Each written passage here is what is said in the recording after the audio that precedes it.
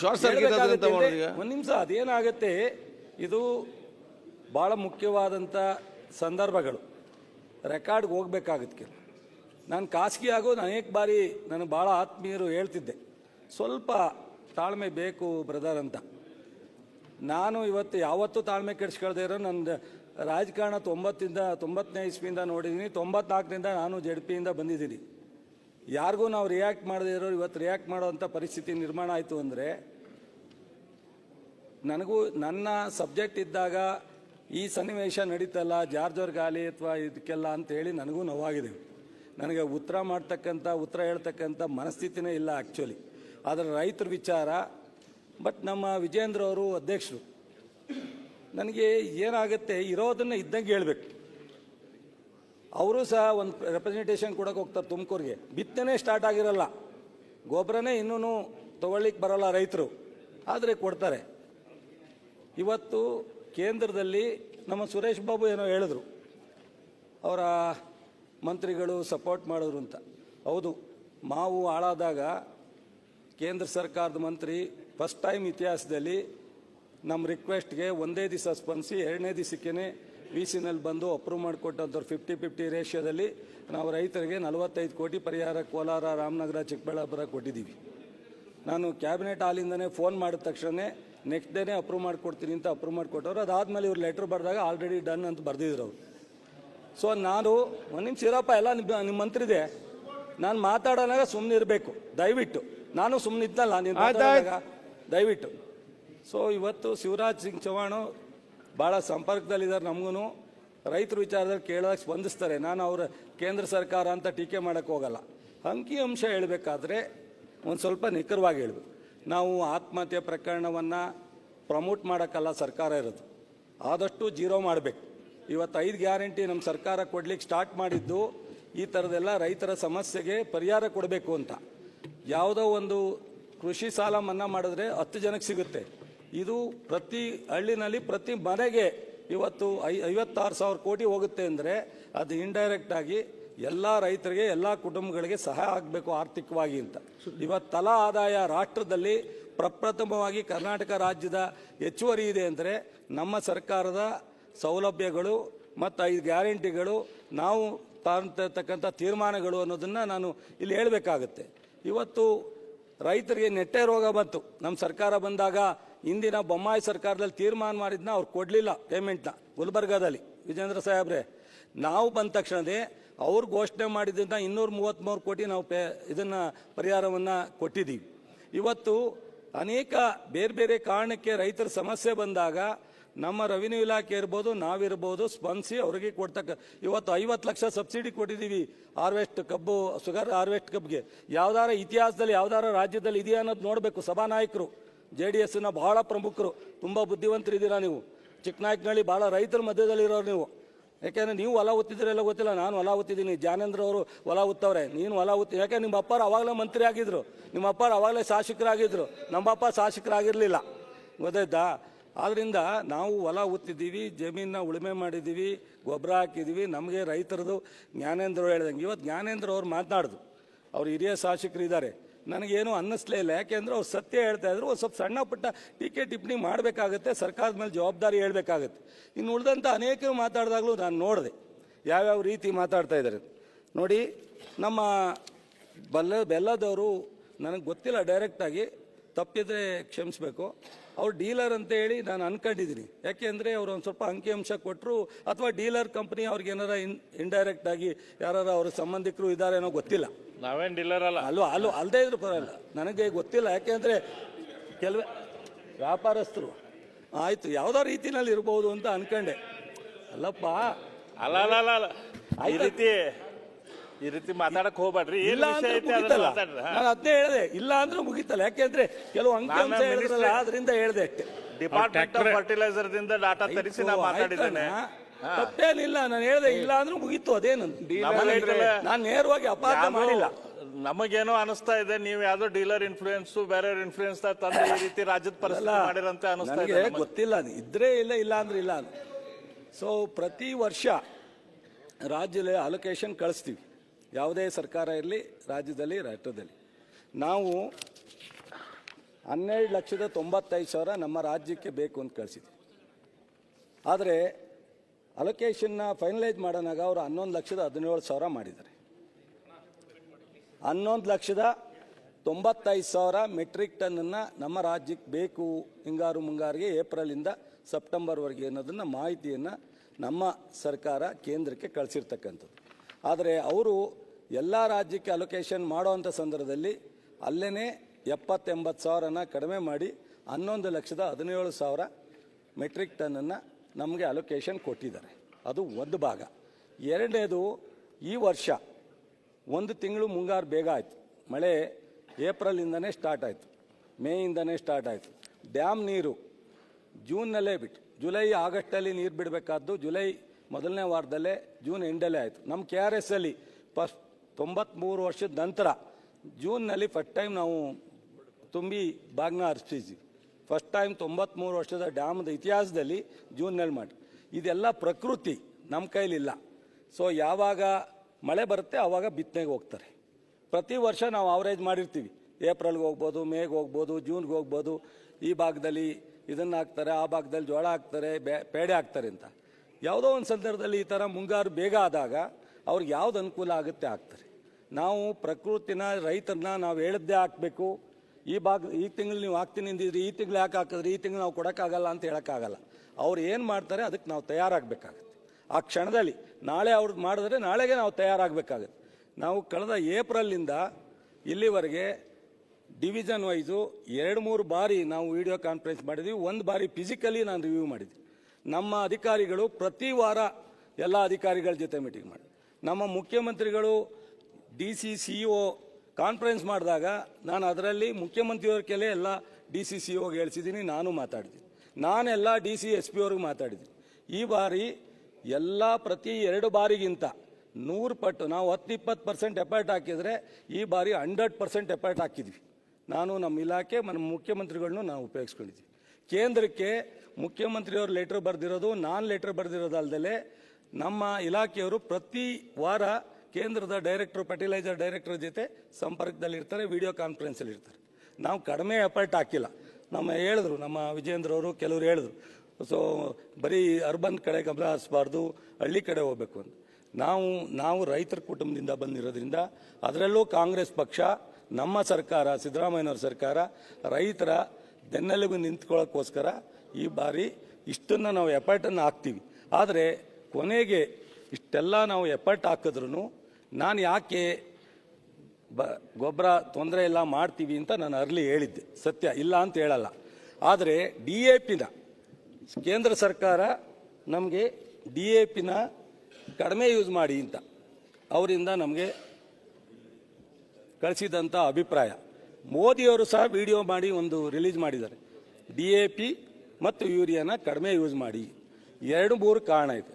ಒಂದು, ಅವರಲ್ಲೇ ಯಾರು ಹೇಳಿದ್ರು, ಇರಾನಿಂದ ಸಪ್ಲೈ ಆಗ್ತಾ ಇಲ್ಲ, ಚೈನಾದಿಂದ ಇಂಪೋರ್ಟ್ ಆಗ್ತಾ ಇಲ್ಲ, ನಮ್ಮ ರಾಷ್ಟ್ರದಲ್ಲೇ ಆಗ್ತಾ ಇರ್ತಕ್ಕಂಥ ಪ್ರೊಡಕ್ಷನ್ ಕಡಿಮೆ ಆಗಿದೆ, ಅದಕ್ಕೆ ಸಬ್ಸಿಡಿ ಸಮಸ್ಯೆ ಇದೆಯೋ, ವಾರ್ ಸಮಸ್ಯೆ ಇದೆಯೋ, ಚೈನಾದವ್ರು ಬ್ಯಾನ್ ಮಾಡಿರೋ ಸಮಸ್ಯೆ ಇದೆಯೋ, ಅದು ಸಪ್ರೇಟು. ಆದರೆ ಇವತ್ತು ಅದೆಲ್ಲ ಕಾರಣದಿಂದ ಒಂದು ಕಡೆ ಆದರೆ ರೈತರ ಭೂಮಿ ಶಕ್ತಿ ಕಡಿಮೆ ಆಗುತ್ತೆ ಮತ್ತು ಬೆಳೆ ಇಳುವರಿ ಕಡಿಮೆ ಆಗುತ್ತೆ, ರೋಗಗಳು ಹೆಚ್ಚು ಬರುತ್ತೆ, ಅದನ್ನು ಉಪಯೋಗಿಸೋಂಥ ಜನರ ಆರೋಗ್ಯ ಕೆಡುತ್ತೆ.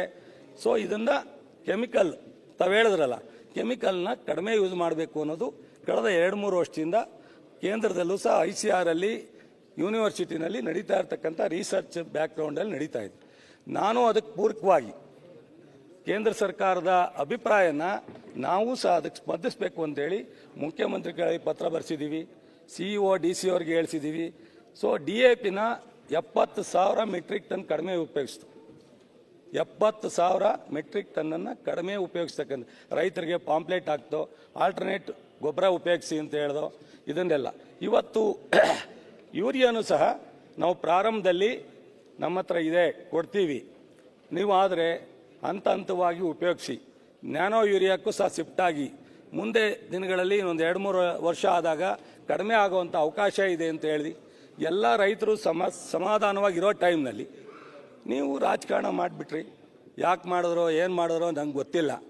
ಆದರೆ ಇದು ರಾಜ್ಯ ಸರ್ಕಾರದ ಮೇಲೆ ಇದೊಂದು ಅಲಿಗೇಷನ್ ಮಾಡಿಬಿಡೋಣ ಅಂತ ಡೈರೆಕ್ಟಾಗಿ ಎಲ್ಲ ಒಂದು ಕಡೆ ಸಣ್ಣ ಪುಟ್ಟ ಒತ್ತಡ ಬಂದಾಗ ನೀವು ಅವ್ರ ಜೊತೆ ಕೈ ಜೋಡಿಸ್ಬಿಟ್ರಿ, ನೀವು ಅಲ್ಲಿ ಹೋಗಿ ಪ್ರತಿಭಟನೆ ಮಾಡಿದ್ರಿ, ನೀವು ಮೆಮೊರಂಡಮ್ ಕೊಟ್ರಿ, ನೀವು ರೈತರ ಜೊತೆ ಒಂದಷ್ಟು ಜನ, ಈಗ ನಮಗೂ ರೈತರು ಇರ್ತಾರೆ, ನಿಮಗೂ ರೈತರು ಇರ್ತಾರೆ, ಒರಿಜಿನಲ್ ಎಲ್ಲರೂ ರೈತರೇ, ಬಟ್ ಆದರೆ ಪಕ್ಷಕ್ಕೆ ಸ್ವಲ್ಪ ಅಟ್ಯಾಚ್ ಇರ್ತಕ್ಕಂಥ ರೈತರು ಇರ್ತಾರೆ. ಕರ್ಕೊಂಡು ಹೋದ್ರಿ, ಮೆಮೊರಂಡಮ್ ಕೊಟ್ರಿ, ಕೊನೆಗೆ ಏನಾಯಿತು, ಒಂದು ಸ್ವಲ್ಪ ಪ್ಯಾನಿಕ್ ಆದರು, ಒತ್ತಡ ಜಾಸ್ತಿ ಆಯಿತು.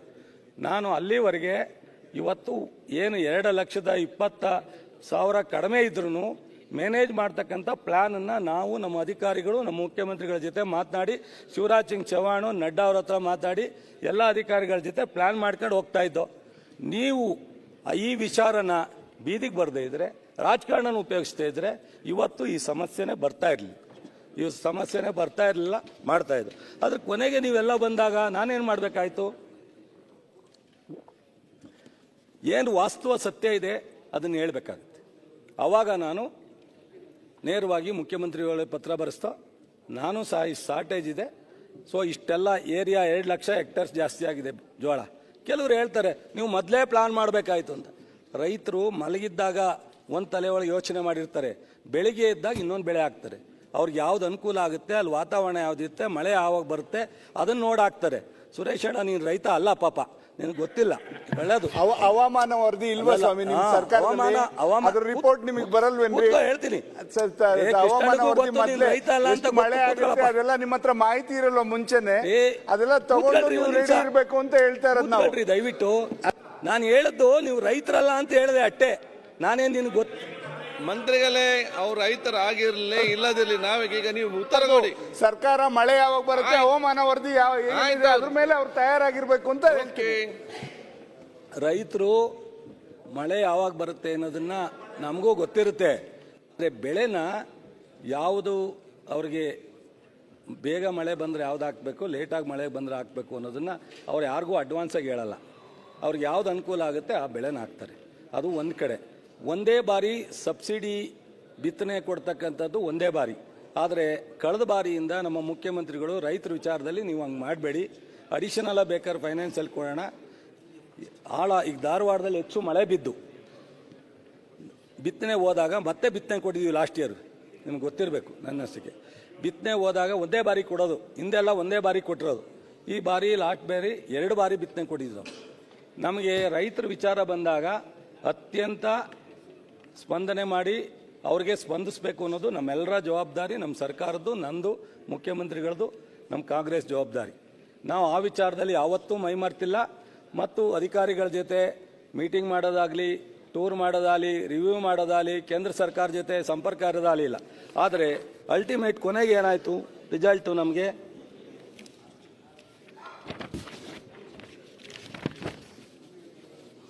ನೋಡಿ. ಪ್ರತಿ ಇಂದಿನ 21ರಿಂದನೂ ನಾನು ಹೇಳಕ್ಕೆ ಹೋಗಲ್ಲ. ಕಳೆದ ವರ್ಷ ಓಪನ್ ಬ್ಯಾಲೆನ್ಸು 5,40,609 ಮೆಟ್ರಿಕ್ ಟನ್ ಇತ್ತು. ಏಪ್ರಿಲ್ಗೆ 5,40,609 ಮೆಟ್ರಿಕ್ ಟನ್ ಇತ್ತು. ಆ ವರ್ಷ ಏಪ್ರಿಲ್ನಿಂದ ಸೆಪ್ಟೆಂಬರ್ವರೆಗೂ ಏನು ಅಲೋಕೇಶನ್ ಇತ್ತು ಎಲ್ಲ ಕೊಟ್ಟರು. 2 ಲಕ್ಷ, ಈ ವರ್ಷಕ್ಕಿಂತ 2 ಲಕ್ಷ ಜಾಸ್ತಿ ಇತ್ತು ಓಪನ್ ಬ್ಯಾಲೆನ್ಸು. ಸಪ್ಲೈನೂ ಸಹ ಪೂರ್ಣ ಪ್ರಮಾಣದಲ್ಲಿ ಕೊಟ್ಟರು, ಕಂಪ್ಲೀಟ್. ಈ ವರ್ಷ 3,40,000 ಓಪನ್ ಬ್ಯಾಲೆನ್ಸ್ ಇರೋದು. ಈ ವರ್ಷ 12 ಲಕ್ಷದಲ್ಲೇನು ನಮ್ಮ 11 ಲಕ್ಷದ ಅಲೋಕೇಶನ್ ಅವ್ರು ಮಾಡಿದ್ರು. ಅದರಲ್ಲಿ ಏಪ್ರಿಲ್ ಎಂಡ್ಗೆ 5,55,000 ಮಾತ್ರ ಕೊಟ್ಟರು.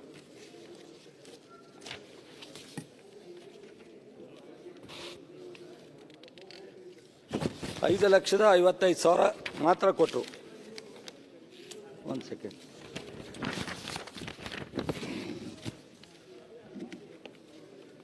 $5,55,000. ಇದರಲ್ಲಿ ಏಪ್ರಿಲಲ್ಲಿ 20,000 ಜಾಸ್ತಿ ಕೊಟ್ಟಿದ್ದಾರೆ ಸಪ್ಲೈ ಕೇಂದ್ರ ಸರ್ಕಾರದ್ದು. ಮೇನಲ್ಲಿ ಬಂದರೆ 10,000 ಕಡಿಮೆ ಆಯಿತು. ಜೂನ್ನಲ್ಲಿ ಬಂದರೆ 79,000 ಕಡಿಮೆ ಆಯಿತು. ಜುಲೈನಲ್ಲಿ ಬಂದರೆ 58,000 ಕಡಿಮೆ ಆಯಿತು. ಆಗಸ್ಟಲ್ಲಿ ಇವಾಗ ಆಗಸ್ಟದ್ದು ಸೇರಿ 2,75,428 ಮೆಟ್ರಿಕ್ ಟನ್ನು ಕಡಿಮೆ ಸಪ್ಲೈ ಆಗಿದೆ.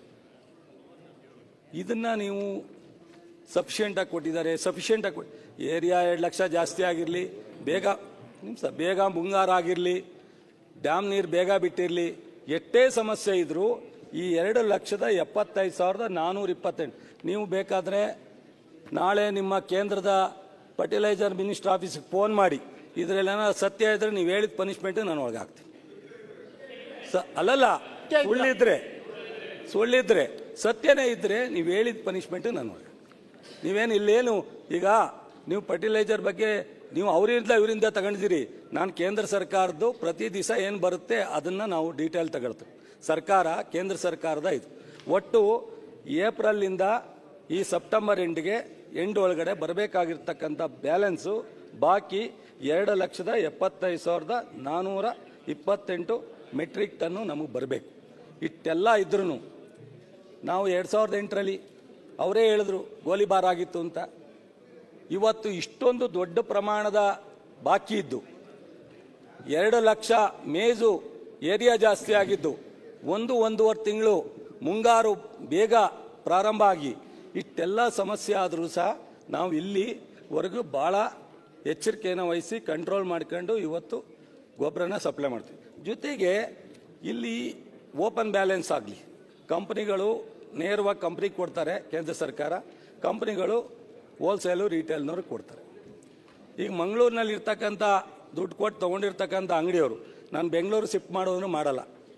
ನಿಮಗೂ ಗೊತ್ತಿರುತ್ತೆ, ಮಾಡ್ತಾರೆ. ನಿಮ್ಮ ಶಿವಮೊಗ್ಗದಲ್ಲಿ ಇರ್ತಕ್ಕಂಥ ಅಂಗಡಿ ಓನರು ಹೋದ ವರ್ಷದ ಬ್ಯಾಲೆನ್ಸ್ ಆಗಲಿ ಈ ವರ್ಷ ಅವನಿಗೆ ಬಂದಿರೋ ಗೊಬ್ಬರ ಆಗಲಿ ನಾನು ಬೆಂಗಳೂರಿಗೆ ಬೇಕು ಅಂತ ಅಂದರೆ ಅವ್ನು ತಂದು ಕೊಡಲ್ಲ. ಅವ್ನು ದುಡ್ಡು ಕೊಟ್ಟು ಪರ್ಚೇಸ್ ಮಾಡಿರ್ತಾನೆ. ಅವನಿಗೆ ಏನಾದರೂ ಕಳಪೆ ಅಥವಾ ಎಲ್ಲರೂ ಬೇರೆ ಥರ ವ್ಯತ್ಯಾಸವನ್ನು ಮಾಡಿದ್ರೆ ಮಾತ್ರ ನಾವು ಅವನ ಮೇಲೆ ಕ್ರಮ ತಗೋಬೋದೇ ವಿನ ಅವನ ಸ್ಟಾಕನ್ನು ಒಬ್ಬ ಮಾಲೀಕ ಮಾಡ್ಕೊಂಡಿರ್ತಕ್ಕಂಥ ಸ್ಟಾಕನ್ನು ನಾವು ಯಾವುದೋ ಜಿಲ್ಲೆಗೆ ಕೊಡಬೇಕು ಅಂತ ಅಂದರೆ ಕೊಡಲ್ಲ.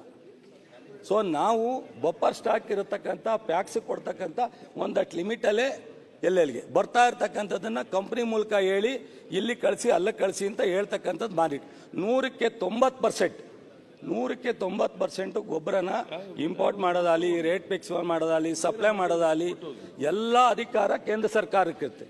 ರಾಜ್ಯ ಸರ್ಕಾರ ಹಂಗಂತ ನಾವು ಏನೂ ಇಲ್ಲ ಅಂತ ಕೈ ಕಟ್ಟಿ ಕೂತ್ಕೊಳ್ಳೋಕ್ಕಾಗಲ್ಲ. ಏನಿದ್ರು ರೈತರಿಗೆ, ನಮ್ಮ ರಾಜ್ಯದ ರೈತರಿಗೆ ನಾವು ಮಾಡ್ತಕ್ಕಂಥ ಜವಾಬ್ದಾರಿಯಿಂದ ಸಹಾಯ ಮಾಡ್ತಕ್ಕಂಥ ಮಾಡಬೇಕಾಗುತ್ತೆ. ನೀವು ಕಾಳಸಂತೆ ಅಂತ ಹೇಳಿದ್ರಿ. ಹಿಂದಿನ ಸರ್ಕಾರ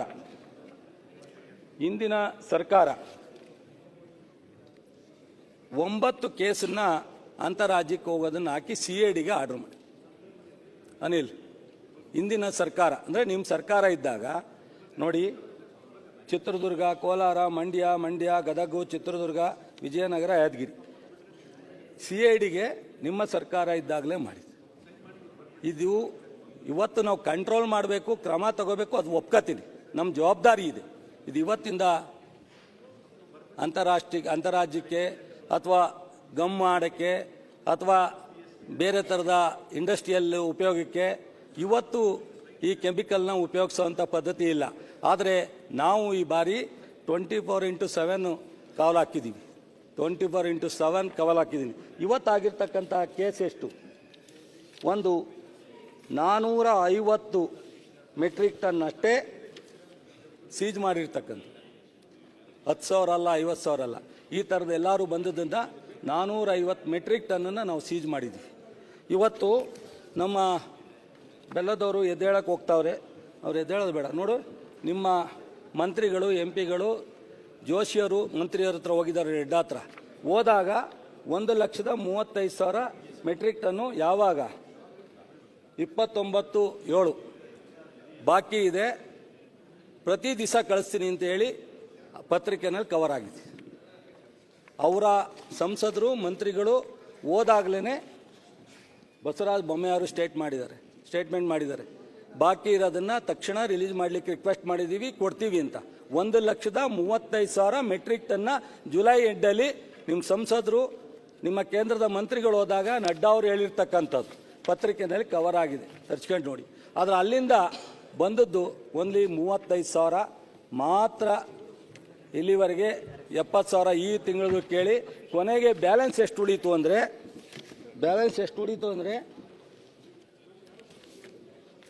1,27,000 ಟೋಟಲಿ 1,27,000 ಜುಲೈ ಎಂಡಿಗೆ ಬಾಕಿ ಉಳ್ಕೋತು. 1,27,000 ಮೆಟ್ರಿಕ್ ಟನ್ನು ಕೊನೆಗೆ ಬಾಕಿ ಉಳ್ಕೋತು.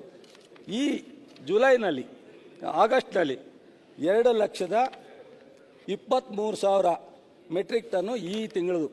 ಈ ತಿಂಗಳಲ್ಲಿ ನಾವು ಬಂದಿರೋದು ಎಷ್ಟಪ್ಪ ಅಂದರೆ ಬಹುಶಃ 64,000 ಮೆಟ್ರಿಕ್ ಟನ್ ಬಂದಿದೆ.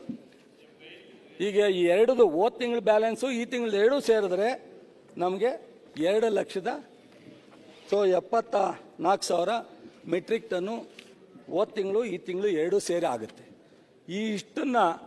ಇಷ್ಟೆಲ್ಲ ಸಮಸ್ಯೆ ಒಳಗೂ ನಾವು ರೈತರಿಗೆ ಕೇಂದ್ರ ಸರ್ಕಾರದ ಸೂಚನೆಯನ್ನು ಅನುಸರಿಸಲ್ಲ ಮತ್ತು ರೈತರಿಗೆ ಮುಂದೆ ಕೆಮಿಕಲ್ ಉಪಯೋಗಿಸೋದ್ರಿಂದ ಆಗ್ತಕ್ಕಂಥ ಅನಾಹುತನೂ ತಪ್ಸೋಣ.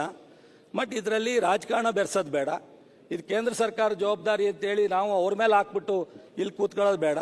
ನಾವೇ ಅದನ್ನು ಅವರು ಜಾಯಿಂಟಾಗಿ ರೈತರ ವಿಚಾರದಲ್ಲಿ ಏನಾಗುತ್ತೆ ಅದನ್ನು ಸಪ್ಲೈ ಕೊಟ್ಕೊಂಡು ಎಷ್ಟಾಗುತ್ತೆ ನ್ಯಾನೋ ಯೂರಿಯಾಕ್ಕೆ ಕನ್ವರ್ಟ್ ಮಾಡಬೇಕು ಅನ್ನೋ ಆಲೋಚನೆಯಿಂದ ನಮ್ಮ ಅಧಿಕಾರಿಗಳು ಮುಖ್ಯಮಂತ್ರಿಗಳ ಜೊತೆ ಮಾತನಾಡಿ ನಾವು ಹೋಗ್ತಾ ಇದ್ದೆವು. ನೀವು ಮಧ್ಯ ರಾಜಕಾರಣವನ್ನು ಮಾಡಿದಾಗ ಈ ಎಲ್ಲ ಸಮಸ್ಯೆಗೆ ಒಂದು ನಾಂದಿ ಆಯಿತು. ಇವತ್ತು ಲಾಸ್ಟ್ ಟೈಮು 20 ಕೋಟಿ ಹೆಚ್ಚು ಅನುದಾನವನ್ನು ನಾವು ಗ್ರೀನ್ ಮೆನ್ಯೂರಿಗೆ ಕೊಟ್ಟಿದ್ದೀವಿ. ಸುಭಾಷ್ ಬಾಳೆಕರ್ ಬಂದಾಗ ನಾವು ಇಡೀ ಪಾಂಪ್ಲೆಟ್ ಹಾಕಿ ರಾಜ್ಯದಲ್ಲಿ ಎಲ್ಲ ರೈತರಿಗೆ ಎಲ್ಲ MLAಗಳಿಗೂ ನಾನು ಪ್ರತಿಯೊಬ್ಬ ಲೋಕಸಭಾ ಸದಸ್ಯರಿಗೂ ರಾಜ್ಯಸಭಾ ಸದಸ್ಯರಿಗೂ ಪತ್ರ ಬರೆದಿದ್ದೀನಿ. ಇಷ್ಟು ಕಡಿಮೆ ಆಗಿದೆ, ಜುಲೈಯಿಂದ ಕಡಿಮೆ ಆಗ್ತಾ ಇದೆ, ಏಪ್ರಿಲ್ ಮೇಯಿಂದ ಕಡಿಮೆ ಆಗ್ತಾ ಇದೆ, ನೀವು ಇದನ್ನು ನಿಮ್ಮ ಮಂತ್ರಿಗಳ ಹತ್ರ ಅಲ್ಲಿ ಕೇಂದ್ರದಲ್ಲಿ ಮಾತಾಡಿ ಅಂತ. ಕೇಂದ್ರದ 4 ಜನ ಮಂತ್ರಿಗಳಿಗೂ, ಕುಮಾರಸ್ವಾಮಿ ಅವ್ರಿಗೂ ಪತ್ರ ಬರ್ತಿದ್ದೀನಿ, ಸೋಮಣ್ಣವ್ರಿಗೂ ಬರ್ತಿದ್ದೀನಿ, ಜೋಶಿಯವ್ರಿಗೂ ಬರ್ತಿದ್ದೀನಿ, ಶೋಭಾ ಅವ್ರಿಗೂ ಬರ್ತೀನಿ. 4 ಜನ ಮಂತ್ರಿಗಳಿಗೂ ಸಹ ಪತ್ರ ಬರ್ತಿದ್ದೀನಿ. 28 ಜನ ಲೋಕಸಭಾ ಸದಸ್ಯರು ರಾಜ್ಯಸಭಾ ಸದಸ್ಯರಿಗೂ ಪತ್ರ ಬರ್ತಿದ್ದೀನಿ. ಜುಲೈ ಮೊದಲನೇ ವಾರದಲ್ಲೇ ಈ ರೀತಿ ತೊಂದರೆ ಆಗ್ತಾ ಇದೆ ಅಂತೇಳಿ ಪತ್ರ ಬರ್ತಿದ್ದೀನಿ. ಇನ್ನು ಯಾವ ರೀತಿ ನಾನು ನಿಮಗೆ ಕನ್ವಿನ್ಸ್ ಮಾಡೋಕ್ಕಾಗಲ್ಲ ಅಂದರೆ ನಾನೇನು ಮಾಡಲಿಕ್ಕಾಗಲ್ಲ. ನಾನು ಒಬ್ಬ ರೈತನಾಗಿ ನಾನು ಜವಾಬ್ದಾರಿ ಸ್ಥಾನದಲ್ಲಿ ಇದ್ಕೊಂಡು ನಾವು ಇಲ್ಲಿ ಸುಳ್ಳು ಹೇಳಿ ಅಥವಾ ರೈತರ ವಿಚಾರದಲ್ಲಿ ರಾಜಕಾರಣ ಮಾಡಿ ನಾನೇನು ಸಾಧನೆ ಮಾಡಬೇಕಾಗಿಲ್ಲ. ನನಗೆ ಈ ಸಿಕ್ಕಿರ್ತಕ್ಕಂಥದ್ದು ಒಂದು ಕೃಷಿ ಇಲಾಖೆ ಒಂದು ಸೌಭಾಗ್ಯ. ನಮ್ಮ ಮುಖ್ಯಮಂತ್ರಿಗಳಾಗಲಿ, ನಮ್ಮ ಉಪಮುಖ್ಯಮಂತ್ರಿಗಳಾಗಲಿ, ನಮ್ಮ AICC ಅವರಾಗಲಿ ನನಗೊಂದು ಅವಕಾಶವನ್ನು ಕೊಟ್ಟಿದ್ದಾರೆ. ನಾನು 2 ವರ್ಷ ಒಂದೇ ಒಂದು ಸಮಸ್ಯೆ ಇಲ್ಲದಂಗೆ ಈ ಇಲಾಖೆಯನ್ನು ರನ್ ಮಾಡಿದ್ದೀವಿ ಅಂದರೆ ಈ ವರ್ಷ ಯಾಕೆ ಇದೇ ಟೀಮ್, ಇದೇ ಅಧಿಕಾರಿಗಳು, ಇದೇ ಮಂತ್ರಿ, ಇದೇ ಮುಖ್ಯಮಂತ್ರಿ ಇವತ್ತು ಮಾತ್ರ ಯಾಕೆ ಸಮಸ್ಯೆ ಬರುತ್ತೆ? ಶಾರ್ಟೇಜ್ ಆಫ್ ಸಪ್ಲೈ ಇದೆ, ಸ್ವಲ್ಪ ಏರಿಯಾ ಜಾಸ್ತಿ ಆಗಿದೆ. ಇಷ್ಟೆಲ್ಲ ಆದ್ರ ಮಧ್ಯದಲ್ಲಿ ತಾವುಗಳು ಯಾರಾದ್ರೂ ಈ ಸನ್ನಿವೇಶ ಇದೆ ಅಂತ ನಾನೇನು ಯಾರು ವೈಯಕ್ತಿಕವಾಗಿ ನಿಮ್ಮ ಜೊತೆ ಜಗಳಾಡಿ ಕುಸ್ತಿ ಆಡಿ ನಾವು ಮಾತಾಡದೇ ಇರೋರಲ್ಲ. ಏನು ನಡೀತಾ ಇದೆ ಅಂತ ತಿಳ್ಕೊಂಡಿದ್ರು ನೀವು ಒಂದು ಸ್ವಲ್ಪ ಕೇಂದ್ರಕ್ಕೆ ಮಾತಾಡ್ಬೋದಾಯ್ತು. ನಾನು ನನ್ನ ಜವಾಬ್ದಾರಿಯಿಂದ ಕೇಂದ್ರದ ಮಂತ್ರಿಗಳಿಗೆ ಲೆಟ್ರ್ ಬರೆದಿದ್ದೀನಿ. ಶಿವರಾಜ್ ಸಿಂಗ್ ಚೌಹಾಣ್ ಅವ್ರಿಗೆ 1 ತಿಂಗಳಲ್ಲಿ ಭೇಟಿ ಮಾಡಿ ನಾನು ರೆಪ್ರೆಸೆಂಟೇಷನ್ ಕೊಟ್ಟಿದ್ದೀನಿ. ನಡ್ಡಾ ಅವ್ರಿಗೆ ಟೈಮ್ ಕೇಳಿದೆ, ಮೊನ್ನೆ ಬೆಂಗಳೂರಿಗೆ ಬಂದಾಗ ನೀವು ಏರ್ಪೋರ್ಟಲ್ಲಿ 5 ನಿಮಿಷ ಕೊಟ್ಟರು ನಾನು ಅಲ್ಲಿ ಬಂದು ಎಕ್ಸ್ಪ್ಲೈನ್ ಮಾಡ್ತೀನಿ ಅಂತ ಹೇಳಿದೆ. ಅವ್ರು ಕೊಡಲಿಲ್ಲ. 6, 8ನೇ ತಾರೀಕು ಬರ್ತೀನಿ ಡೆಲ್ಲಿಗೆ ಕೊಡಿ ಅಂತ ಕೇಳಿದೆ. ಅವ್ರಿಗೇನೋ ಬಿಜಿ ಇತ್ತು, ಏನೋ ಕೊಡಲಿಲ್ಲ. ಯಾವ್ಯಾವುದನ್ನು ನಾವು ರೈತರ ವಿಚಾರದಲ್ಲಿ ಸ್ಪಂದಿಸಲಿಕ್ಕೆ ಸಾಧ್ಯನೋ, ಏನೆಲ್ಲ ಅಟೆಂಡ್ ಮಾಡಲಿಕ್ಕೆ ಸಾಧ್ಯನೋ ಎಲ್ಲ ಕೆಲಸವನ್ನು ನಾವು ಮಾಡಿದ್ದೀವಿ. ಜೊತೆಗೆ ಬರೀ 5 ಗ್ಯಾರಂಟಿ ಕೊಟ್ಟು ಕೂತ್ಕೊಂಡಿಲ್ಲ. ನಮ್ಮಲ್ಲಿ ನೀವು ಯಾವುದಾದ್ರೂ ತಾಲೂಕಿನಲ್ಲಿ ನೋಡಿ, ನಮ್ಮ ರೈತರ ಏನು ಸಂಪನ್ಮೂಲ ಕೊಡೋದಿದೆ, ಅದು ಟ್ರ್ಯಾಕ್ಟರ್ ಇರ್ಬೋದು ಅಥವಾ ಇನ್ಯಾವುದೇ ಮೆಕನೈಸೇಷನ್ ಮೆಟೀರಿಯಲ್ ಇರ್ಬೋದು ಕೊಟ್ಟಿದ್ದೀವಿ. ಕೇಂದ್ರ ಸರ್ಕಾರದ ಅನುದಾನವನ್ನು ಇಡೀ ರಾಷ್ಟ್ರದಲ್ಲಿ 2 ಅಥವಾ 3 ಉಪಯೋಗಿಸಿರೋಂಥದ್ದೇ ರಾಜ್ಯಗಳು ಹೆಚ್ಚು. ನಾನು 2 ವರ್ಷ 4 ಇನ್ಸ್ಟಾಲ್ಮೆಂಟನ್ನು ಉಪಯೋಗಿಸಿ ಸ್ಪ್ರಿಂಕ್ಲರ್ಗೆ 400 ಕೋಟಿ ಅಡಿಷನಲ್ ಆಗಿ ಕೇಂದ್ರ ಸರ್ಕಾರದಿಂದ ತೊಗೊಂಬಂದು ಸ್ಪ್ರಿಂಕ್ಲರ್ ಕೊಟ್ಟಿದ್ದೆ. 4 ಇನ್ಸ್ಟಾಲ್ಮೆಂಟನ್ನು ಕಳೆದ 2 ವರ್ಷ ಸಂಪೂರ್ಣವಾಗಿ ಎಕ್ಸ್ಪೆಂಡಿಚರ್ ಮಾಡಿದ್ವಿ. 1 ನಿಮಿಷ ಆಸಂತ ಹೇಳ್ತಿದ್ದಾರೆ ಕೊನೆಯಲ್ಲಿ. ಈ ಎಲ್ಲ ಥರದ ನಮಗೆ, ನಾನು ಒಬ್ಬ ಹಳ್ಳಿಯ ರೈತನ ಮಗನಾಗಿ ಒಂದು ಸಣ್ಣ ಹಳ್ಳಿಯಿಂದ ಬಂದಿರತಕ್ಕಂಥ ಇಂಥ ಅವಕಾಶ ಸಿಕ್ಕಿದಾಗ ನಾನು ನಿಮ್ಮಂಗೆ ಸಾಹುಕಾರ ಅಲ್ಲಪ್ಪ, ಅಥವಾ ಸಿಟಿನಲ್ಲಿ ಬೆಂಗಳೂರಿನಲ್ಲಿ ಬೆಳೆದವನಲ್ಲಪ್ಪ.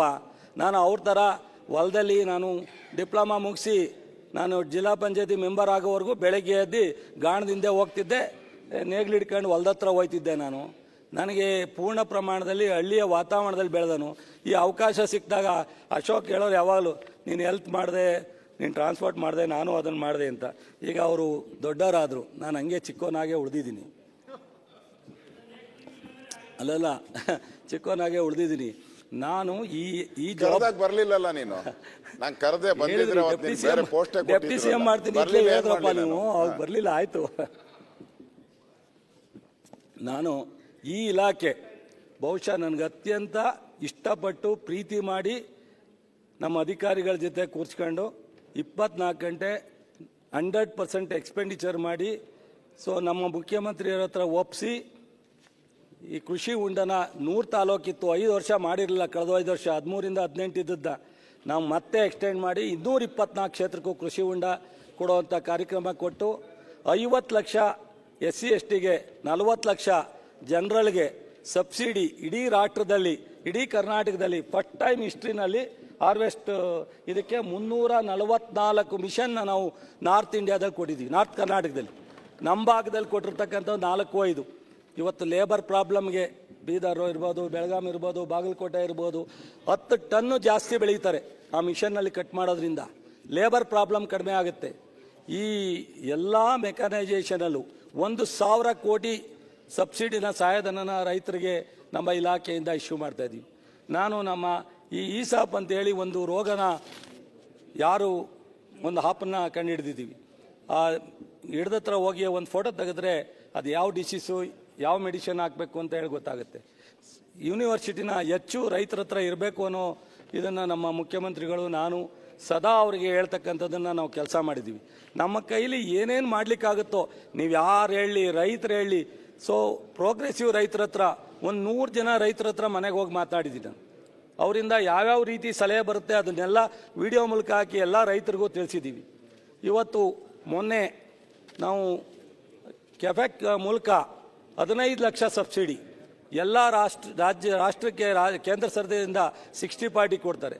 ನಾವು 5 ಲಕ್ಷ ಹೆಚ್ಚು ಸಬ್ಸಿಡಿ ಕೊಟ್ಟು 9 ಲಕ್ಷ ನಾವು ಕೊಟ್ಟಿದ್ದೀವಿ. 5 ಲಕ್ಷ ಕೇಂದ್ರ ಸರ್ಕಾರ, 15 ಲಕ್ಷ 200 ಕೋಟಿ ವಿಶೇಷವಾಗಿ ಇಟ್ಟಿದ್ದೀವಿ. 6,000 ಉದ್ಯಮಿಗಳಿಗೆ ನಾವು ಈ ಬಾರಿ ಸಹಾಯ ಮಾಡಬೇಕು ಅಂತ ಹೇಳಿ ಮಾಡಿದ್ದೀವಿ. ರೈತರ ವಿಚಾರದಲ್ಲಿ ನೀವು ಏನೇ ನನ್ನ ಬಗ್ಗೆ ಬೇಜಾರಿದಾವೆ ಅಥವಾ ಸರಿ ಇಲ್ಲ ಅಂತ ಹೇಳ್ಬೋದು, ಸರ್ಕಾರನ ಟೀಕೆ ಮಾಡ್ಬೋದು, ಇನ್ನೊಂದು ಟೀಕೆ ಮಾಡ್ಬೋದು, ವಿಫಲರಾಗಿದ್ದರಿಂದ ಮಾಡ್ಬೋದು.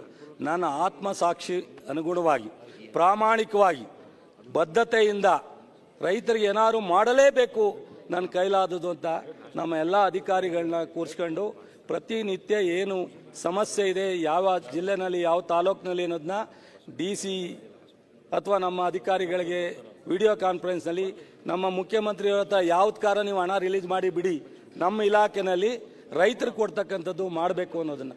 ಇದಕ್ಕಿಂತ ನಾವು ಏನು ಮಾಡಬೇಕು ಅಂತ ನಿಮ್ಮ ಸಲಹೆ ಕೊಟ್ಟರೆ ಅದನ್ನು ನಾವು ಮಾಡ್ತೀವಿ. ಆದರೆ ಮುಖ್ಯವಾಗಿ ಈ ಬಾರಿ ಇಷ್ಟೆಲ್ಲ ಕಡಿಮೆ ಆಗಿದ್ರು ನೀವೇನಾದ್ರೂ ಈ ವಿಚಾರದಲ್ಲಿ ನೀವು ಎಂಟ್ರಿ ಆಗದಲೇ ನನಗೇನಾದ್ರು ಒಂದು ಉತ್ತಮವಾದ ಸಲಹೆಯನ್ನು ಕೊಟ್ಟಿದ್ರೆ, ನನ್ನ ಹತ್ರ ಮಾತಾಡಿದರೆ, ಈ ವಿಚಾರನ ಕೇಂದ್ರ ಸರ್ಕಾರದ ನಿಲುವಿಗೆ ನಿಮ್ದೇನು ಅಂತ ಕೇಳಿದರೆ, ನಾನು ಈ ವಿಚಾರ ಈ ಸಲ ರೈತರನ್ನ ಸಮಾಧಾನವಾಗಿ ಈ ಇಶ್ಯೂನ ಬೀದಿಗೆ ಬರ್ದಂಗೆ, ಸೊ ಗೊಬ್ಬರನ ಇನ್ನೊಂದಟ್ಟು ಶಿವರಾಜ್ ಸಿಂಗ್ ಚೌಹಾಣ್ ಅವರು ಮೊನ್ನೆನೂ ಸಹ ಏನಾದ್ರು ಮಾಡಿ ಇಡೀ ರಾಷ್ಟ್ರದಲ್ಲಿ, ಮೊನ್ನೆ ತೆಲಂಗಾಣದಲ್ಲಿ ಗಲಾಟೆ ಆಗಿದೆ, ಮಹಾರಾಷ್ಟ್ರದಲ್ಲಿ ಗಲಾಟೆ ಆಗಿದೆ, ತೆಲಂಗಾಣ ಆಂಧ್ರ ಕಾಂಗ್ರೆಸ್ ಪಕ್ಷ, ಇಲ್ಲಿ ಆಂಧ್ರದ ಚಂದ್ರಬಾಬು ನಾಯ್ಡು ಅವರು ಊರಲ್ಲಿ ಗಲಾಟೆ ಆಗಿದೆ, ತಮಿಳುನಾಡಲ್ಲಿ ಗಲಾಟೆ ಆಗಿದೆ, ಗುಜರಾತಲ್ಲಿ ಗಲಾಟೆ ಆಗಿದೆ.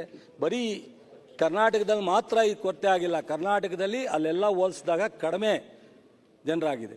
2,70,000 ಮೆಟ್ರಿಕ್ ಟನ್ ಕಡಿಮೆ ಆಗಿ ಇಷ್ಟೆಲ್ಲ ಅಡ್ವಾನ್ಸು, ಇಷ್ಟೆಲ್ಲ ಏರಿಯಾ ಜಾಸ್ತಿ ಆದರೆ ಯಾವ ರೀತಿ ಆಗ್ಬೋದು ಅನ್ನೋದನ್ನು ಜಸ್ಟ್ ಇಮ್ಯಾಜಿನ್ ಮಾಡಿ.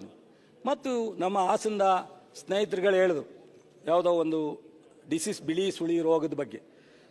ಅವರ MP ಅವರು ಸಹ ಕೇಂದ್ರದಲ್ಲಿ ರೈಸ್ ಮಾಡಿದ್ದಾರೆ, ICR ಅವರು ಟೀಮ್ ಬಂದಿದ್ದಾರೆ, ನಮ್ಮ ಯೂನಿವರ್ಸಿಟಿಯವರು ಟೀಮ್ ಹೋಗಿದ್ದಾರೆ. ಅವರೆಲ್ಲರೂ ಸಹ ಇದು ಬೀಜದ ಪ್ರಾಬ್ಲಮ್ ಅಲ್ಲ, ಮಳೆಯ ವಾತಾವರಣದಿಂದ ಮಳೆ ಹೆಚ್ಚು ಬಿದ್ದಿರೋದ್ರಿಂದ ವೆದರ್ ವ್ಯತ್ಯಾಸದಿಂದ ಆಗಿದೆ ಅಂತ ರಿಪೋರ್ಟ್ ಕೊಟ್ಟಿದ್ದಾರೆ. ನಾನು ಅದನ್ನು ರಿಪೋರ್ಟ್ ತರಿಸಿದ್ದು. 15,000 ಹೆಕ್ಟೇರ್ಸಲ್ಲಿ ಈ ಸಮಸ್ಯೆನ ಉದ್ಭವ ಆಗಿದೆ. ಮೊನ್ನೆ ಗುಲ್ಬರ್ಗ ನಮ್ಮ ಸ್ನೇಹಿತರು ಹೋದರು, ಗುಲ್ಬರ್ಗದಲ್ಲೂ ಈ ಥರ ಸಮಸ್ಯೆ ಆಯಿತು. ಕೊನೆಗೆ ಗುಲ್ಬರ್ಗದಲ್ಲಿ ಒಂದೇ ಜಿಲ್ಲೆಗೆ 600 ಕೋಟಿ ಇನ್ಸೂರೆನ್ಸನ್ನು ಪೇಮೆಂಟ್ ಮಾಡಿ. ನಾ ಇನ್ಸೂರೆನ್ಸು 15 ಲಕ್ಷ ರಿಜಿಸ್ಟರ್ ಆಗ್ತಿತ್ತು. ಕೇಂದ್ರ ಸರ್ಕಾರ 50%, ನಾನು 50%, ನಮ್ಮ ಸರ್ಕಾರ 50%, 98% ನಾವು ಪ್ರೀಮಿಯಂ ಕೊಡ್ತೀವಿ. ರೈತರಿಗೆ ಹೆಚ್ಚು ಅವೇರ್ನೆಸ್ ಕೊಡ್ತಕ್ಕಂಥ ಕೆಲಸ ಮಾಡ್ತೀವಿ. ಎಲ್ಲ ಶಾಸಕರು ಮಾಡಬೇಕು. ಬೆಳೆ ಮಳೆ ಬಿದ್ದು ಹಾಳಾಗ್ಬೋದು, ಬರಗಾಲ ಬಂದು ಆಗ್ಬೋದು, ಇನ್ಶೂರೆನ್ಸ್ ಬರುತ್ತೆ ಅಂತ ಕೆಲವರು ಉದಾಸೀನ. ಇವತ್ತು 28 ಲಕ್ಷ ರಿಜಿಸ್ಟ್ರೇಷನ್ ಆಗೋ ಥರ ಮಟ್ಟಕ್ಕೆ ತಂದಿದ್ದೀವಿ ಇನ್ಶೂರೆನ್ಸ್. ನಾವು ಒಂದು ಸೆಕೆಂಡ್ ಕೊನೆದೇ ಬಿಡ್ತೀನಿ, ಒಂದು ನಿಮಿಷ ಹೇಳ್ಬಿಡ್ತೀನಿ. ನೀವು ಸಪೋರ್ಟಿವ್ ಆಗಿ ಹೇಳಿ. ತಾವು ಇನ್ಶೂರೆನ್ಸ್ ಬಗ್ಗೆ ಮಾತಾಡ್ತಾ ಇದ್ದೀರಿ. ತುಂಬ ಒಳ್ಳೆಯ ಇದದು ರೈತರಿಗೆ ಸಪೋರ್ಟಿಂಗು ಕೇಂದ್ರ ಸರ್ಕಾರ ಮಾಡ್ತು, ನಮ್ಮಲ್ಲೆಲ್ಲರ ಬರ್ತಾ ಇತ್ತು. ರಾಜ್ಯ ಸರ್ಕಾರ ರಾಜ್ಯದ್ದು ಬರ್ತದೆ. ಎರಡು ಹೌದು ಹೇಳ್ತೀನಿ ಬಿಡ್ರಿ. ಈಗ ಹೇಳ್ತೀನಿ ಬಿಡ್ರಿ ಸರ್, ಈಗ ರೈನ್ ಗೇಜ್ ಸ್ಟೇಷನ್ ಇನ್ಸ್ಟ್ರೂಮೆಂಟ್ಗಳು ರಾಜ್ಯದಲ್ಲಿ, ಮಂತ್ರಿಗಳೇ ಹೇಳಿ, ರೈನ್ ಗೇಜ್ ಇನ್ಸ್ಟ್ರೂಮೆಂಟ್ಗಳು ರಾಜ್ಯದಲ್ಲಿ ಹಾಳಾಗಿ 2 ವರ್ಷ ಆಗಿದೆ. 2 ವರ್ಷ ಆಗಿದೆ. ನಿಮ್ಮ ಅಧಿಕಾರಿಗಳು ಕಣ್ತಾ ಇರೋದು ನೋಡ್ತಾ ಇಲ್ಲ. ಆ ರೈನ್ ಗೇಜ್ ಇನ್ಸ್ಟ್ರೂಮೆಂಟ್ಗಳು ಸರಿ ಇದ್ರೆ ಇನ್ಶೂರೆನ್ಸ್ ಬರ್ತದೆ, ಇಲ್ಲದ್ರೆ ಇನ್ಶೂರೆನ್ಸ್ ನಮಗೆ ಬರೋದಿಲ್ಲ. ಹೇಳ್ತೀನಿ. ನಮ್ಮ ತಿತ್ತಳ್ಳಿ ತಾಲೂಕಿನಲ್ಲೇ ಹೋದ್ ಸರಿ ಆಯ್ತು. ಒಂದು ಪಂಚಾಯತಿಯವರಿಗೆ ಬಂದಿದೆ, ಒಂದು ಪಂಚಾಯತಿಯವರಿಗೆ ಬರಲಿಲ್ಲ. ಯಾರು ಮಾಡೋದು ಇದು? ಅದು ಮಾಡಿದ್ರೆ ಹಾಳಾಗೋಗಿದ್ದಾವೆ. ಈಗ ಹೇಳ್ತೀನಿ ಅಣ್ಣ. ಈಗ ಅದು ರೆವಿನ್ಯೂ ಇಲಾಖೆ ಅಂಡರ್ ಬರುತ್ತೆ ಖಂಡಿತ. ಅಧ್ಯಕ್ಷರೇ, ರೆವಿನ್ಯೂ ಇಲಾಖೆ ಅಂಡರ್ ಬರುತ್ತೆ. ನಾನು ಖಂಡಿತ ನಮ್ಮ ಕಂದಾಯ ಸಚಿವರಿಗೆ ಮಾತನಾಡ್ತೀನಿ. ಆ ಥರದ್ದು ಯಾವುದೇ ಜಿಲ್ಲೆಯಲ್ಲಿ ಯಾವುದೇ ತಾಲೂಕು ಸಮಸ್ಯೆ ಇದ್ರೂ ಅದನ್ನು ರೀಪ್ಲೇಸ್ ಮಾಡಲಿಕ್ಕೆ DC ಅವರಿಗೆ ನಾಳೆನೇ ಡೈರೆಕ್ಷನ್ ಕೊಡಿಸ್ತೀವಿ. ಸೊ ಇಡೀ ಸ್ಟೇಟಲ್ಲಿ ಮಾಡಿಸ್ತೀವಿ, ಖಂಡಿತ ಮಾಡಿಸ್ತೀವಿ. ಸರ್, ಬೈ ಪ್ರಾಡಕ್ಟ್ ಇಂಪೋಸ್ ಮಾಡೋದು ಮಾಡಬೇಡ ಅಂತೇಳಿ. ಆ ದಿವಸ ಹೇಳ್ತೀನಿ. ಯಾವುದೇ ಕಾರಣಕ್ಕೆ ಬೈ ಪ್ರಾಡಕ್ಟ್ ತಗೋಬೇಕು ಅಂತ ಯಾವ ಕಂಪ್ನಿಯವರು ರಿಸ್ಟ್ರಿಕ್ಟ್ ಮಾಡೋಂಗಿಲ್ಲ. ಮಾಡಿದ್ರೆ ಅವರು ನಾಳೆಯಿಂದನೇ ನಾನು ಆ ಥರದ್ದು ಎಲ್ಲೇ ಬಂದ್ರೂ ಅವ್ರ ಮೇಲೆ ಕ್ರಮ ತಗೋತೀವಿ. ಅದು ಯಾವುದೇ ಕಾರಣ ಮುಲಾಜಿಲ್ಲ. ಮತ್ತು ಸರ್ಕ್ಯುಲರು ಇಶ್ಯೂ ಮಾಡ್ತೀವಿ, ಡೈರೆಕ್ಷನ್ ಸರ್ಕ್ಯುಲರು ಕೊಡ್ತೀವಿ, ಖಂಡಿತ ಅವ್ರ ಮೇಲೆ ಕ್ರಮನೂ ತಗೋತೀವಿ. ಸೊ ಅದ್ರ ಜೊತೆಗೆ ಇನ್ಶೂರೆನ್ಸ್ ನಾನೇನು ಹೇಳಕ್ಕೆ ಬಂದೆ ಅಂದರೆ, ಇವತ್ತು ನಮ್ಮ ಇಲಾಖೆ ಅಧಿಕಾರಿಗಳು 57% ಕಡಿಮೆ ಇದೆ. ಇವತ್ತಿಂದ ಆಗಿದೆಯಾ 57%? ಎಷ್ಟು ವರ್ಷದಿಂದ ಅಪಾಯಿಂಟ್ಮೆಂಟ್ ಮಾಡ್ದಲೇ ಕೊರತೆ ಆಗಿ ಇವತ್ತು 57% ಬಂದಿದೆ. 57-60% ಇರ್ತಕ್ಕಂಥ ಕೊರತೆ ಇರ್ತಕ್ಕಂಥ ನಮ್ಮ ಕೃಷಿ ಇಲಾಖೆಯಲ್ಲಿ ನಾವು ಇಷ್ಟೆಲ್ಲ ಪ್ರಯತ್ನ ಮಾಡಿದ್ದೀವಿ ಅಂದರೆ ನೀವು ವಿರೋಧ ಪಕ್ಷದವರು ಅಂತ ಅಪ್ರಿಷಿಯೇಟ್ ಮಾಡಬೇಡಿ. ನಿಮ್ಮ ಅಟ್ಲೀಸ್ಟ್ ಒಬ್ಬ ಚಲುವರಾಯಸ್ವಾಮಿ ರೈತನ ಬಗ್ಗೆ ಇಷ್ಟು ಪ್ರಯತ್ನ ಮಾಡೋಣ ಅಂತಲಾರು ಖುಷಿ ಕೊಟ್ಟು ಅಭಿನಂದನೆ ಹೇಳಕ್ ಹಾಕಲ್ಲ. ಕೃಷಿ ಇಲಾಖೆ ಅಧಿಕಾರಿಗಳ ಕೆಲಸದ ಬಗ್ಗೆ ಇನ್ನೊಮ್ಮೆ ಚರ್ಚೆ ಮಾಡೋಣ. ಯಾವ ಕೃಷಿ ಅಧಿಕಾರಿ ಯಾವ ಹೊಲದಲ್ಲಿ ಹೋಗಿ ಏನು ಎಕ್ಸ್ಟೆನ್ಷನ್ ಕೆಲಸ ಮಾಡ್ತಾರೆ ಹೇಳಿ, ಅದ್ರ ಬಗ್ಗೆ ನೀವು ಸರ್ ಹೇಳ್ತೀನಿ, ಅದನ್ನ ಡಿಪೆಂಡ್ ಮಾಡ್ಕೊಳ್ಳಿ. ಇವತ್ತಿನ ವಿಷಯ ಮಾತಾಡ್ರಿ, ಅದ್ರ ಬಗ್ಗೆ ಬೇಕಾದ್ರೆ ಇನ್ನೊಮ್ಮೆ ಚರ್ಚೆ ನೀವೇ ಹೇಳಕ್ ಕೊಟ್ರಿ ಹೇಳೋಣ. ಈಗ 224 ಜನ ಒಂದೇ ತರ ಇರಲ್ಲ. ಇರ್ತಕ್ಕಂಥ ಎಲ್ಲ ರಾಜ್ಯದ ಅಧಿಕಾರಿಗಳು ಒಂದೇ ತರ ಇರಲ್ಲ. ಒಳ್ಳೆಯವರು ಇರ್ತಾರೆ, ಕೆಟ್ಟವರು ಇರ್ತಾರೆ, ಕೆಲಸ ಮಾಡೋರು ಇರ್ತಾರೆ, ಸೋಂಬೇರಿಗಳು ಇರ್ತಾರೆ. ನಾವು ಯಾವ ರೀತಿ ಮಾಡಿಸ್ತೀವಿ ಆ ರೀತಿ ಹೋಗುತ್ತೆ. ಇವತ್ತು 1,000 ನೇಮಕಾತಿಗೆ ಮಾನ್ಯ ಮುಖ್ಯಮಂತ್ರಿಗಳಿಂದ ಮಂಜೂರಾತಿ ತಗೊಂಡು ನಮ್ಮ KP ಕರ್ನಾಟಕ ಪಬ್ಲಿಕ್ ಸರ್ವಿಸ್ ಕಮಿಷನ್ಗೆ ಕಳಿಸಿ 8-10 ತಿಂಗಳಾಗಿದೆ, 1 ವರ್ಷ ಆಗಿದೆ. ನಿಮಗೆ ಗೊತ್ತಿದೆ, KPSC ಪ್ರಾಬ್ಲಮ್ನಿಂದ ಒಳ ಮೀಸಲಾತಿ ಹಲವಾರು ಕಾರಣಕ್ಕೆ ಲೇಟ್ ಆಯಿತು. ಕೊನೆಗೂ ಮುಖ್ಯಮಂತ್ರಿಗಳ ಕೆಲ ಹೇಳಿಸಿ ನಮ್ಮ ಇಲಾಖೆನಲ್ಲಿ ಯಾವುದೇ ಇಲಾಖೆ ನಿಧಾನ ಆದರೂ ನಮ್ಮ ಇಲಾಖೆ ನಿಧಾನ ಆಗೋದು ಬೇಡ ಅಂತ ಎಕ್ಸಾಮ್ ಕಾಲ್ ಮಾಡಿಸಿದ್ದೀವಿ. ಅಕ್ಟೋಬರ್ನಲ್ಲಿ ಎಕ್ಸಾಮ್ ಫಿಕ್ಸ್ ಆಗಿದೆ. 1,000 ನಮ್ಮ ಇಲಾಖೆಯ ನೇಮಕಾತಿನ 600 ಜನಕ್ಕೆ ನಾನು ಪ್ರಮೋಷನ್ ಕೊಟ್ಟಿದ್ದೀನಿ. 20 ವರ್ಷ ಪ್ರಮೋಷನ್ ಕೊಡದೇ ಇರ್ತಕ್ಕಂಥವ್ನು. ಸೊ ನಾನು ಯಾರೋ ಒಬ್ಬ ಸೋಂಬೇರಿ ಅಧಿಕಾರಿ ಇದ್ದರೆ, ಯಾರೋ ಒಬ್ಬ ಸರಿ ಇಲ್ಲದೆ ಇರೋರು ಇದ್ದರೆ ಅವ್ರಿಗೆಲ್ಲ ಅಭಿನಂದಿಸಲ್ಲ. ಹಂಗಂತ ಒಳ್ಳೆ ಅಧಿಕಾರಿಗಳನ್ನ ನಾವು ಎಲ್ಲರ ಹತ್ರನೇ ಹೇಳಲ್ಲ. ಪ್ರಾಮಾಣಿಕವಾಗಿ ಮಾಡೋರು ಇದ್ದಾರೆ, ಸ್ವಲ್ಪ ಸಣ್ಣ ಪುಟ್ಟ ಕದ್ದಾಡೋರು ಇದ್ದಾರೆ. ನಾವೆಲ್ಲ ಹೆಂಗೆ, ನಾವೆಲ್ಲ ಭಾಳ ಪರ್ಫೆಕ್ಟಾ? ನಾವೆಲ್ಲ 224 ಜನನು ಎಲ್ಲ 100ಕ್ಕೆ 100 ನಾವು ತಯಾರಿದ್ದೀವ, ಸರಿ ಇದ್ದೀವ? ನಾವು ಆತ್ಮಾವಲೋಕನೆ ಮಾಡ್ಕೋಬೇಕಾಗತ್ತೆ. ಇದರಿಂದ ಇವತ್ತು ಏನು ನಮ್ಮ ಹಾಸನದ ಸ್ನೇಹಿತರು ಹೇಳಿದ್ರು, ICR ಕೇಂದ್ರದ ಸಂಸ್ಥೆನೂ ಸಹ ಬಂದು ಇನ್ವೆಸ್ಟಿಗೇಷನ್ ಮಾಡಿ ರಿಪೋರ್ಟ್ ಕೊಟ್ಟಿದೆ. ನಮ್ಮಲ್ಲಿ ಯೂನಿವರ್ಸಿಟಿನೂ ಬಂದು ರಿಪೋರ್ಟ್ ಮಾಡಿದೆ. ಅದರ ಜೊತೆಗೆ ಈಗಾಗಲೇ ಏನು ಹೈಟೆಕ್ ಕಂಪ್ನಿ ಹೇಳಿದ್ರಲ್ಲ ಅವ್ರ ಮೇಲೆ FIR ಹಾಕಿದ್ದೀವಿ. ಜೊತೆಗೆ ಏನು ಮಾಡಲಿಕ್ಕೆ ಸಾಧ್ಯ ಅನ್ನೋದನ್ನ ಬಗ್ಗೆ ಇನ್ನೂ ಹೆಚ್ಚಿದ್ದಾಗಿ ಸ್ಟಡಿ ಮಾಡಲಿಕ್ಕೆ ಕಳಪೆ. ಒಂದು ನಿಮಿಷ, ಕಂಪನಿಯವರು ಕಂಪನಿಯವರು ಅಲ್ಲ, ಕಂಪನಿಯವರ ದಂಡನ ಕಟ್ಕೊಡ್ಬೇಕು ಅಂತೇಳಿ ಅವರಿಂದ ಕಟ್ಸಿ ಅಂತ ರೈತರಿಗೆ ಪರಿಹಾರ ಕೊಡ್ಬೇಕಲ್ಲ, ಅವರಿಂದ ಒಂದು ನಿಮಿಷ. ಮೊದಲೇ FIR ಹಾಕಿ, ಮೊದಲು ರೈತರು ಈ ಸಮಸ್ಯೆ ಬಂದಾಗಲೇ FIR ಹಾಕಿದ್ವಿ. ಈಗ ರಿಪೋರ್ಟ್ ಬಂದಿದ್ದು 1 ತಿಂಗಳಾದ್ಮೇಲೆ.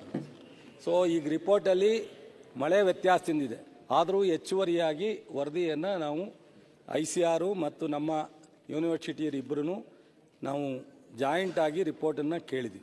ಇನ್ನೂ ಮುಂದುವರೆದು ರೈತರ ಸಮಸ್ಯೆನ ಹೇಗೆ ಈಗ ಬೆಳಗ್ಗೆ ತಾನೇ ನಮ್ಮ ಕೌನ್ಸಿಲಲ್ಲಿ ಕ್ವಶನ್ ಬಂದಿತ್ತು ತೆಂಗಿನ ಗಿಡದ ರೋಗದ ಬಗ್ಗೆ.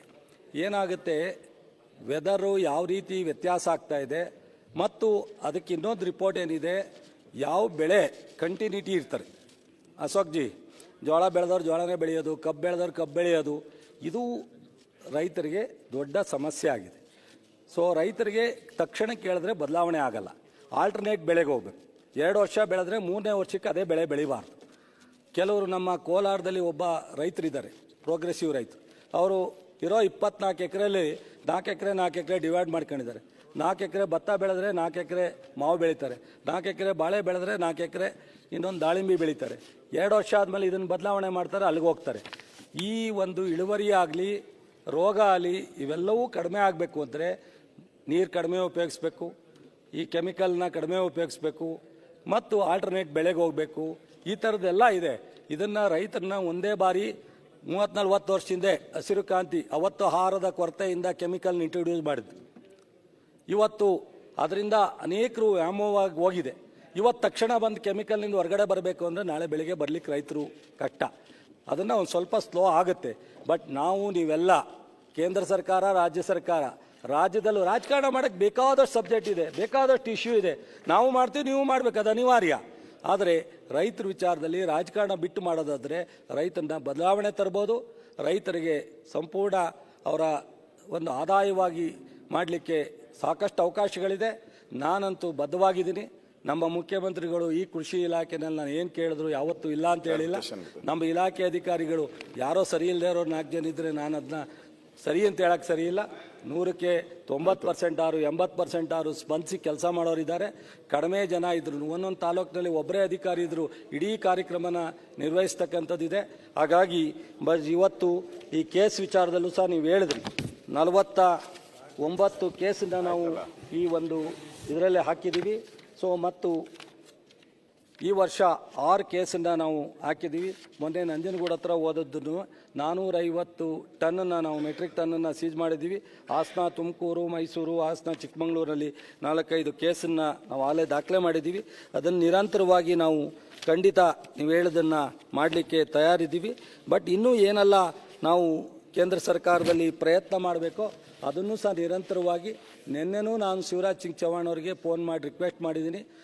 ಇನ್ನೂ ಒಂದು ಸ್ವಲ್ಪನಾದ್ರು ನೀವು ಮಾಡಬೇಕು. ಪೂರ್ಣ ಪ್ರಮಾಣದಲ್ಲಿ ನಿಂತರೆ 1 ವರ್ಷ ಆಗಲ್ಲ, ಒಂದು 2-3 ವರ್ಷ ಆಗುತ್ತೆ ಇದನ್ನು ಕಡಿಮೆ ಮಾಡಲಿಕ್ಕೆ ಅಂತ ಹೇಳಿದ್ದೀನಿ. ಸೊ ಅದರಿಂದ ದಯಮಾಡಿ ನೀವು ಚರ್ಚೆನಲ್ಲಿ ನೀವು ನಮ್ಮ ಟೀಕೆ ಮಾಡೋದು, ನಾವು ಕ್ಲಾರಿಫೈ ಮಾಡೋದು ಒಂದು ಕಡೆ ಆದರೂ ಪ್ರಾಮಾಣಿಕವಾಗಿ ಕೃಷಿ ಇಲಾಖೆಯಲ್ಲಿ ಕೆಲಸ ಮಾಡ್ತಾಯಿದ್ದೀನಿ. ಪ್ರಾಮಾಣಿಕವಾಗಿ ಯಾವುದೇ ಥರದ 31 ಜಿಲ್ಲೆನಲ್ಲೂ ಸಂಪರ್ಕ ಇಟ್ಕೊಂಡು ಫಿಸಿಕಲಿನೂ ಮೀಟಿಂಗ್ ಮಾಡ್ತಾಯಿದ್ದೀವಿ, ಸೊ ರಿವ್ಯೂನೂ ಮಾಡ್ತಾಯಿದ್ದೀವಿ.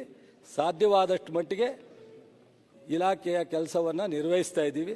ನಿಮಗೆ ಸಮಾಧಾನ ಆಗುತ್ತೆ ಅಂತ ಅಂದ್ಕೊಂಡಿದ್ದೀನಿ. ಇನ್ನೂ ಹೆಚ್ಚಿನ ಸಲಹೆ ಇದ್ದರೆ ಯಾವಾಗ ಬೇಕಾದರೂ ಓಪನ್, ಯಾವಾಗ ಬೇಕಾದ್ರೂ ಒಂದು ಪತ್ರ ಬರೀರಿ, ನನ್ನ ಆಫೀಸಿಗೆ ಕಳಿಸಿ, ನನಗೆ ಫೋನ್ ಮಾಡಿ, ಆ ಕ್ಷಣದಲ್ಲೇ ನಾನು ಕ್ರಮ ತಗೊಂಡು ಕೆಲಸ ಮಾಡ್ತೀನಿ.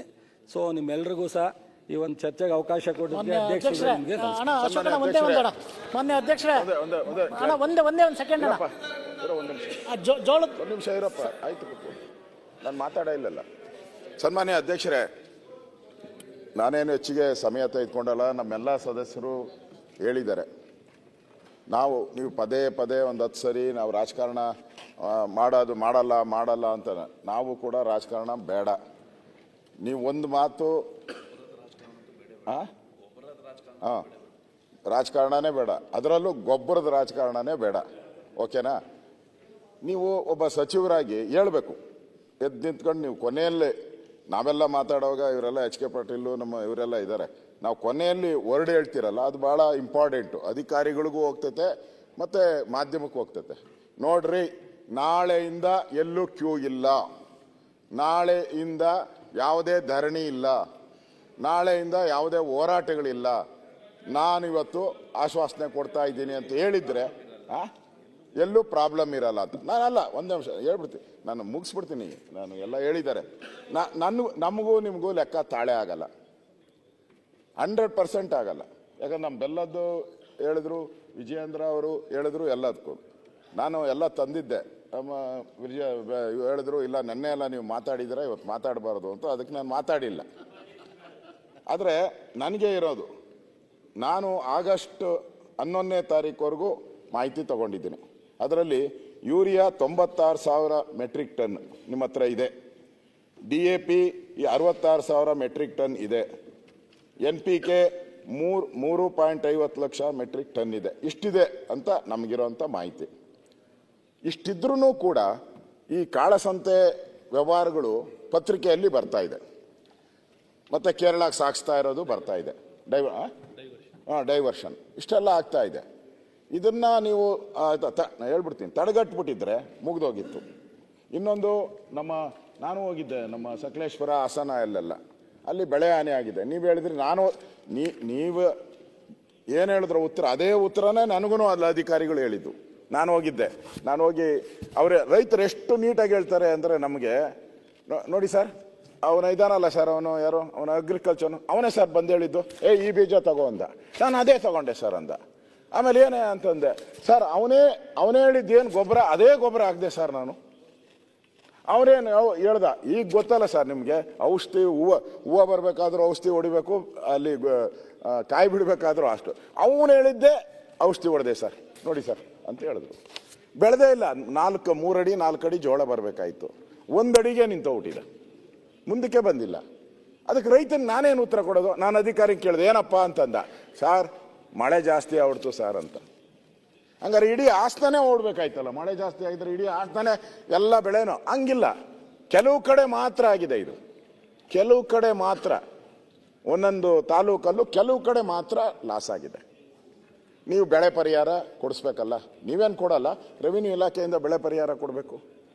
ರೈತ ಅವನು ಎಷ್ಟು ನೀಟಾಗಿ ಕೇಳ್ತಾನೆ ಅಂದರೆ, ನೀವು ಹೇಳಿದ್ದಂಗೆ ನಾನು ನಡ್ಕೊಂಡಿದ್ದೀನಪ್ಪ, ನನಗೆ ಯಾಕೆ ಮೋಸ ಮಾಡ್ತೀರಾ ಅಂತ ಕೇಳ್ತಾನೆ. ನನಗೆ ಉತ್ತರ ಕೊಡೋಕ್ಕಾಗಲೇ ಇಲ್ಲ. ನಾನು ಸಚಿವರ ಹತ್ರ ಮಾತಾಡ್ತೀನಪ್ಪ, ಸರ್ಕಾರದಲ್ಲಿ ನಾನು ರೈಸ್ ಮಾಡ್ತೀನಿ ಅಂತ ಹೇಳಿದ್ದೀನಿ. ಈ ಕಳಪೆ ಬೀಜ ಕೊಟ್ಟಿರೋವಂಥದ್ದು, ಬೆಳೆ ಹಾನಿ ಆಗಿರೋದ್ರ ಬಗ್ಗೆ ನೀವು ಮಾತೇ ಆಡಲಿಲ್ಲ. ನಾನು ಇನ್ನೊಂದು ಹೇಳಿದೆ, ದೆಹಲಿ ನಾನು ಫೋನ್ ಮಾಡಿದ್ದೆ, ಟೈಮ್ ಕೊಡಲಿಲ್ಲ. ಬೆಂಗಳೂರು ಬಂದಾಗ ಕೇಳಿದೆ, ಟೈಮ್ ಕೊಡಲಿಲ್ಲ. ಚೆಲುವಸ್ವಾಮಿ ಅವರೇ ನೋಡಿ, ಸ್ವಲ್ಪ DK ಶಿವಕುಮಾರ್ ಕಲ್ತ್ಕೊಳ್ಳಿ. ಅವ್ರು ಟಕ್ಕಂತ ಹೋಗ್ತಾರೆ, ಪ್ರೈಮ್ ಮಿನಿಸ್ಟರ್ ಭೇಟಿ ಮಾಡಿಬಿಡ್ತಾರೆ, ಟಕ್ಕಂತ ಹೋಗ್ತಾರೆ, ಇಮಿಡಿಯೇಟ್ ಆಗಿ ಹೋಗ್ತಾರೆ, ನಮ್ಮ ಹೋಮ್ ಮಿನಿಸ್ಟರ್ ಭೇಟಿ ಮಾಡಿಬಿಡ್ತಾರೆ. ಭೇಟಿ ಮಾಡ್ತಾರೆ, ಪಟ್ಟಂತ ಭೇಟಿ ಮಾಡ್ತಾರೆ. ಅಲ್ಲ ಅವ್ರಿಗೆ ಆ ಟೆಕ್ನಿಕ್ ಇರಬೇಕಾದ್ರೆ ನಿಮ್ಗೆ ಯಾಕೆ ಆ ಟೆಕ್ನಿಕ್ ಇಲ್ಲ? ಅಲ್ಲ ನೋಡಿ, ಇದು ಕಾಮನ್ ಸೆನ್ಸು, ಇದು ಕಾಮನ್ ಸೆನ್ಸು. ನಿಮಗೂ ಭಾಳ ಸೋಮಣ್ಣ ದೋಸ್ತು, ನಿಮಗೂ ಒಂದೇ ದೇವ್ರ ಹತ್ರ ಓದ್ತೀರಾ, ಒಂದೇ ಸ್ವಾಮಿ ಹತ್ರ ಓದ್ತೀರಾ, ದಿನ ಕೂತಿರ್ತೀರಾ. ಅವು ವರ ಕೊಡೋವ್ರಿಗೆ ಈಚೆನೆ ಬರಲ್ಲ ಇಬ್ಬರು, 3 ಜನನು ಖರ್ಗೆ ಅವರು 3 ಜನ, ಅವರು ಸೋಮಣ್ಣ ಇಬ್ಬರು ಒಂದೇ ಗುರುಗಳ ಹತ್ರ ಹೋಗೋದು. ಅವರು ಬರೀತಾರೆ, ಅದು ದೇವರು ಬರೀತಾರೆ, ಬರೆದು ಅದು ಆಚೆ ಬರೆಯೋವ್ರಿಗೆ ಇವ್ರು ಆಚೆ ಬರಲ್ಲ. ಅಷ್ಟಿರೋವಾಗ ನೀವು DK ಆ ಫಾರ್ಮುಲಾನ ಉಪಯೋಗ ಮಾಡ್ಕೊಂತಾರೆ. DKಗೆ ಆ ಟೆಕ್ನಿಕ್ ಇದೆ. ನೀವು ಡೆಲ್ಲಿಗೆ ಹೋಗಿ ಕೂತ್ಕೊಂಡು ಈ ಕೆಲಸ ಯಾಕೆ ಮಾಡಲಿಲ್ಲ? ಬೇರೆ ಸಂದರ್ಭದಲ್ಲಿ ಡೆಲ್ಲಿಗೆ 100 ಸರಿ ಓದ್ತಿರಲ್ಲ. ಏನಾನ ಪ್ರಾಬ್ಲಮ್ ಆದರೆ ಮಿನಿಸ್ಟ್ರು ತೆಗಿತಾರೆ, ಹಂಗೆ 2.5 ವರ್ಷಕ್ಕೆ ಚೇಂಜ್ ಆಗ್ತತೆ ಹಿಂಗಂದ್ರೆ ಎಲ್ಲ ಕ್ಯೂ ಹೊಟ್ಟೋಗ್ತಿರಲ್ಲ. ರೈತನಿಗೋಸ್ಕರ ಒಂದ್ಸರಿ ಯಾಕೆ ಹೋಗ್ಲಿಲ್ಲ ನೀವು ಡೆಲ್ಲಿಗೆ?